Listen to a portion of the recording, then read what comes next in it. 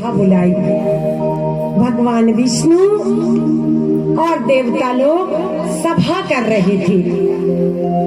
भगवान विष्णु ने कहा कि देखिए, अब हमने दोबारा सब कुछ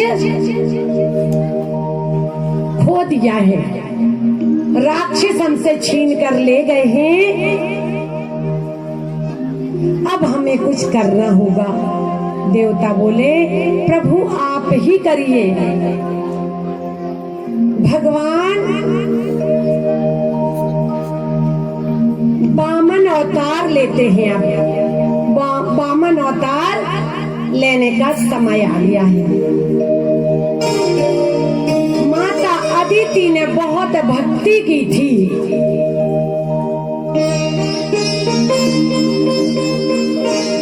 वामन अवतार छोटे से भगवान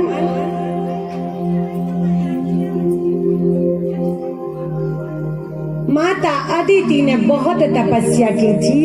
भगवान ने माता अदिति के गर्भ से वामन अवतार लिया। अब देखिए, भगवान वामन अवतार लेते हैं। खोल दीजिए छतरी।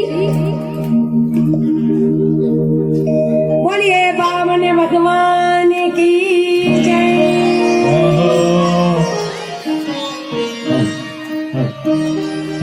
एक बार की बात है, राजा बलि ने एक बहुत बड़ा यज्ञ किया।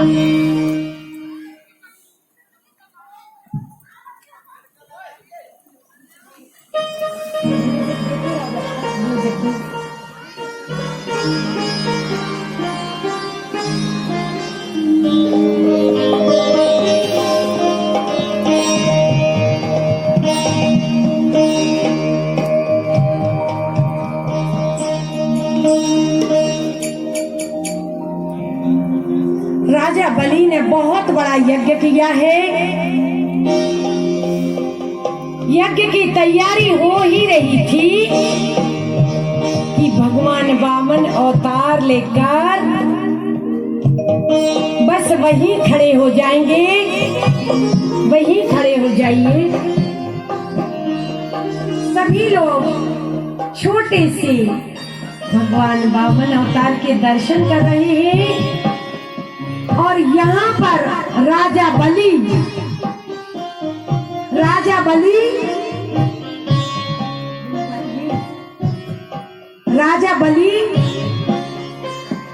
बैठे हुए हैं, यज्ञ की तैयारी कर रहे हैं।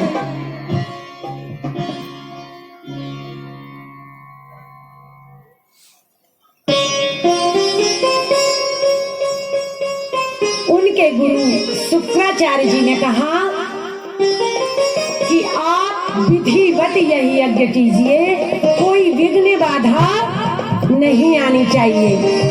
अब यज्ञशाला के बाहर भगवान छोटे से वामन अवतार में घूम रहे हैं। थोड़ा आगे आते हैं, पीछे जाते हैं।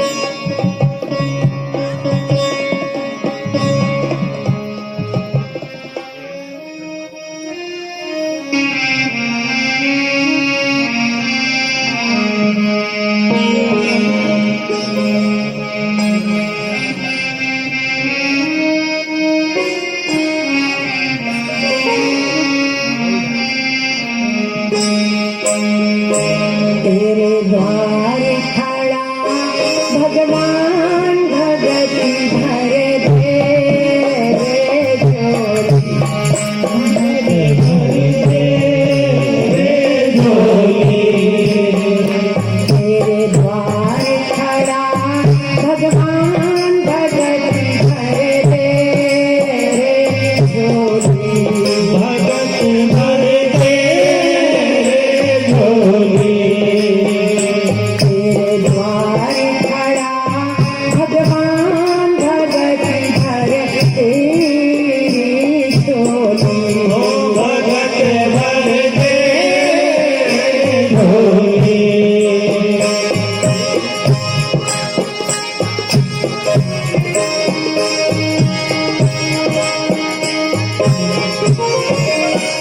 तेरा होगा बड़ा एहसान, तेरा होगा बड़ा एहसान, युग युग तेरी रहेगी शान, भगत भर दे झोली, हो भगत भर दे झोली। हरे खड़ा भगवान भगत भर दे झोली। हो भगत भर दे बेटा बीच में आ जाइए।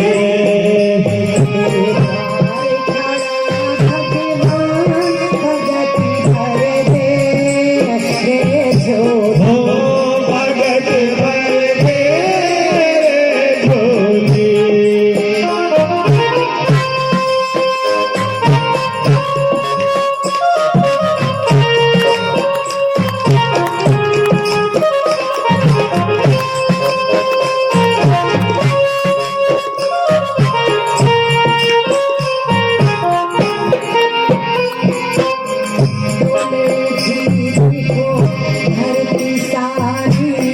डोले उठाए सारा, ढोल उठी है सारी धरती रे, ढोल बजा जग सारा। डोले उठी सारी धरती देख ले, डोले उठा जग सारा। ढोल उठी है सारी धरती देख रे, ढोल बजा जग सारा। डोले उठी सारी धरती देख ले, डोले उठा जग सारा। ढोल उठी है सारी धरती देख रे, ढोल बजा जग सारा। आया तेरे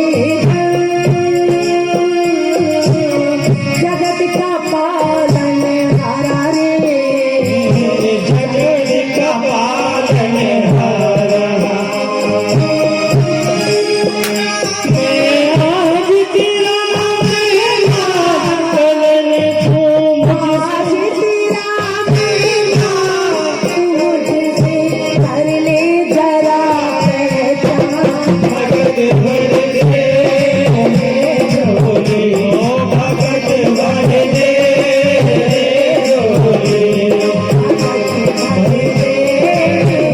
झोली, गौर खड़ा भगवान भगत भर दे झोली, भगत भर दे झोली।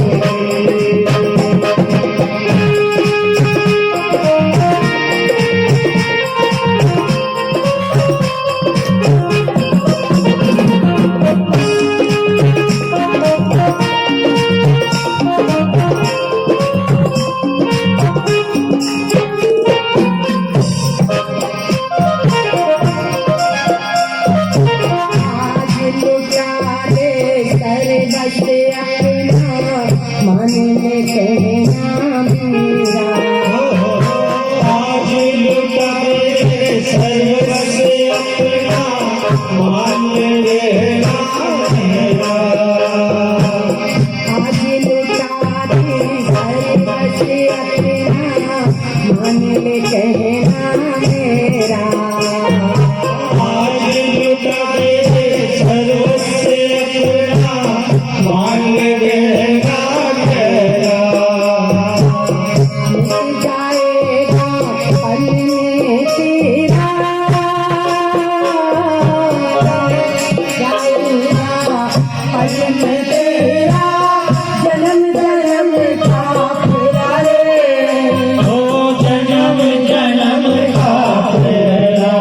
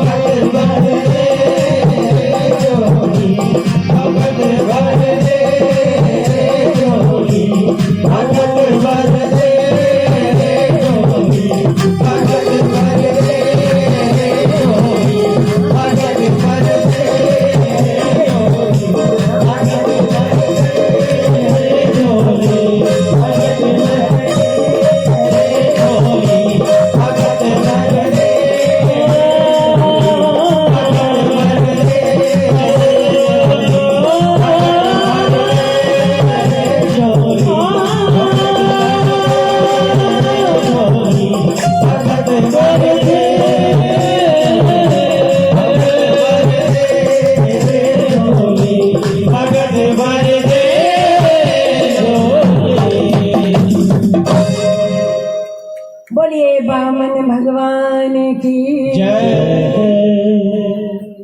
अब देखिए राजा बामन भगवान को अंदर लाते हैं। राजा बलि आ जाइए।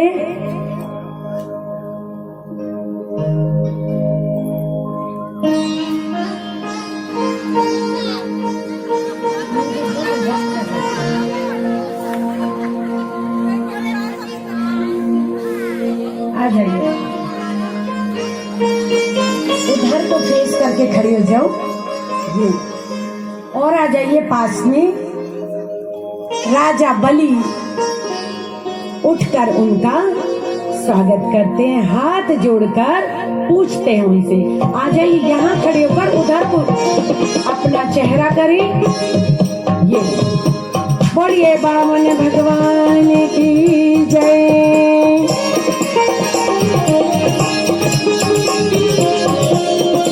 आज राजा बलि की बहुत बड़ी परीक्षा है।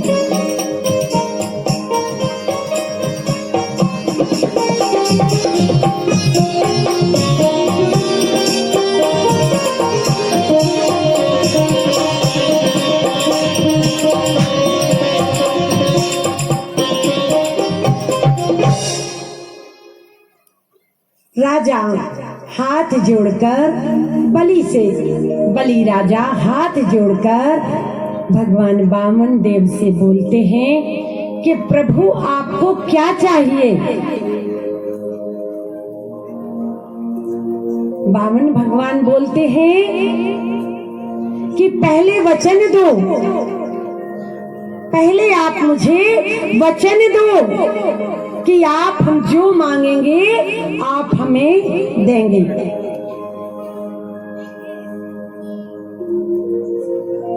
राजा बलि वचन दे देते हैं कि प्रभु आप जो मांगेंगे हम आपको वही देंगे।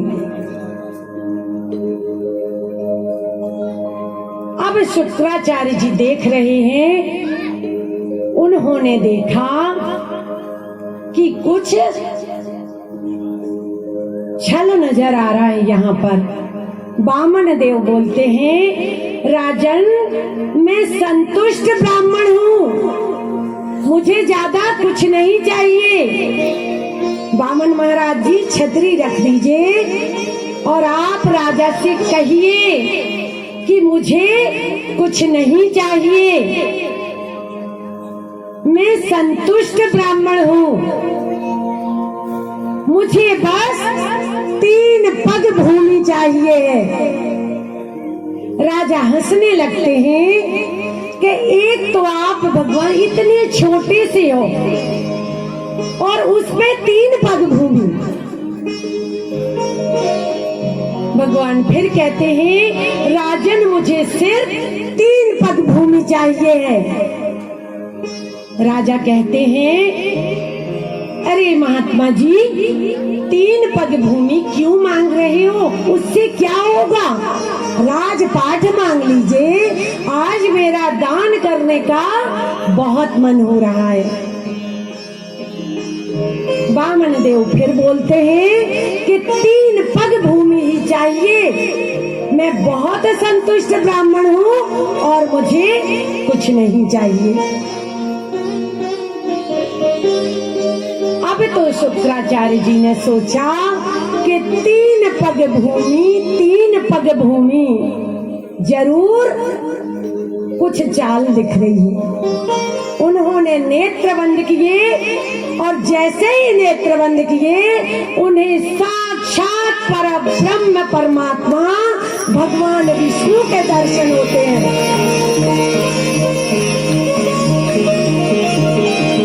शुक्राचार्य जी तुरंत बोलते हैं, राजन रुक जाओ, अपना वचन वापस ले लो, ये छलिया विष्णु है, सब छीन के ले जाएगा, सब छल के ले जाएगा, बिल्कुल मना कर दो, अपना वचन वापस ले लो। राजा बलि कहते हैं, अब तो जो भी हो मैं वचन वापस नहीं लूंगा। यदि ये छलिया है, भगवान विष्णु है, तो मेरा सौभाग्य है कि आज ये मेरे दर पर भिक्षा लेने आए हैं। ये मेरा सौभाग्य है। शुक्राचार्य जी ने बहुत मना किया, लेकिन राजन अपने वचन से नहीं डिगे। बोलते हैं ऋषि देव, आप 3 पग भूमि नाप लीजिए।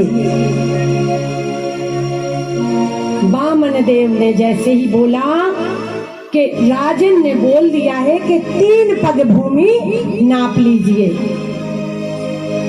अब वामन देव ने अपना आकार बढ़ाना शुरू किया।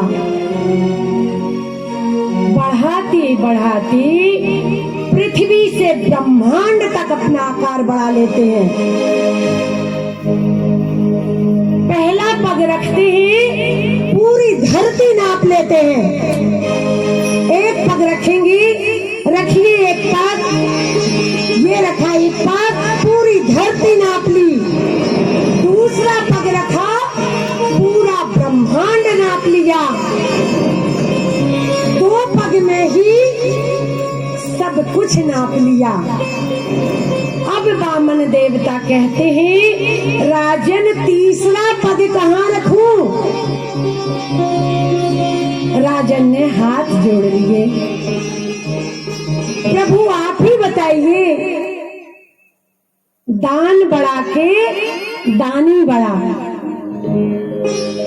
भगवान बोलते हैं, दानी बढ़ा। राजन बैठ जाते हैं। प्रभु अपना सर नीचे झुका लेते हैं। प्रभु यदि दानी बड़ा है तो तीसरा पग आप मेरे ऊपर रख लीजिए। वामन देव तीसरा पग राजन की पीठ पर रख लेते हैं। बोलिए वामन भगवान की, दानी बलि की। इस तरीके से भगवान विष्णु वामन अवतार लेते हैं और राजा बलि से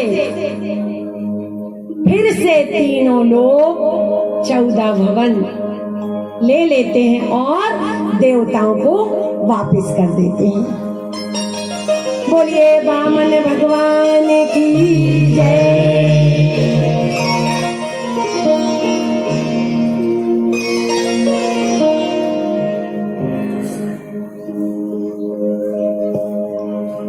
अब हम चलते हैं अम्बरीश की कथा की तरफ।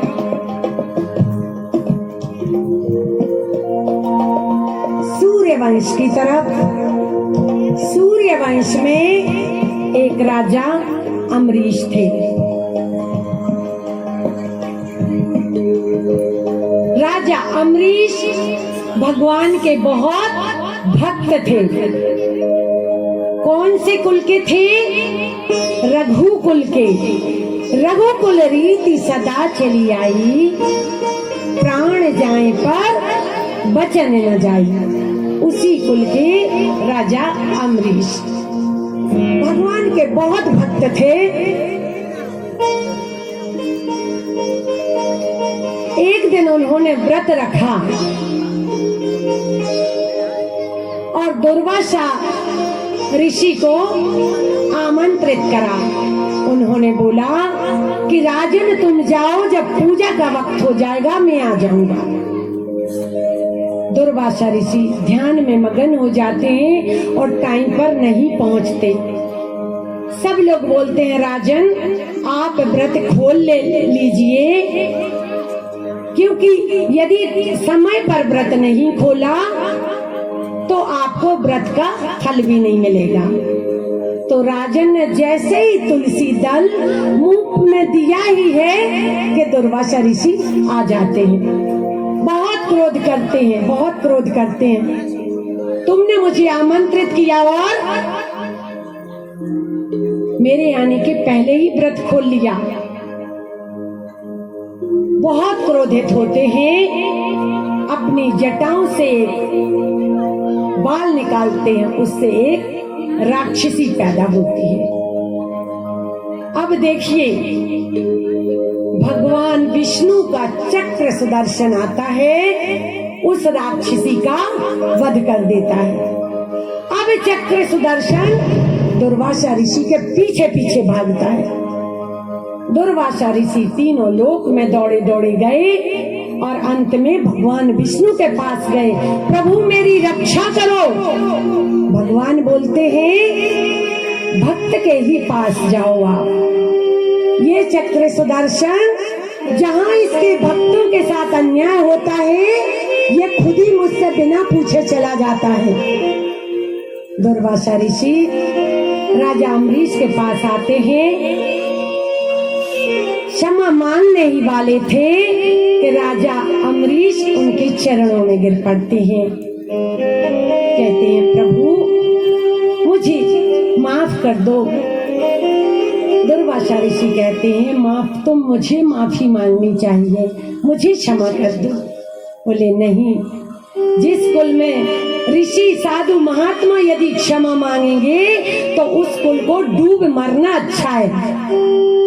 ऐसे धर्मात्मा राजा अम्बरीश थे। उनके ही कुल में राजा रघु हुए, राजा दशरथ हुए, और राजा दशरथ के यहाँ भगवान श्री राम जी हुए। राजा दशरथ के यहाँ जब कोई संतान नहीं थी तो उन्होंने एक यज्ञ किया। उस यज्ञ में उन्हें खीर दी गई थी कि यह खीर तीनों रानियों को खिला दो। यज्ञ के बाद वो खीर तीनों रानियों को खिलाई गई और तीनों रानियों के यहाँ 4 राजकुमार गर्भ में आ जाते हैं।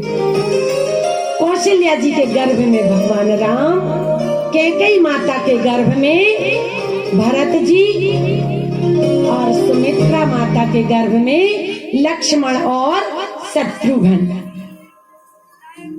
अब देखिए, चैत्र मास की शुक्ल पक्ष की 9वीं को भगवान परब्रह्म परमात्मा भगवान श्री राम अवतार लेते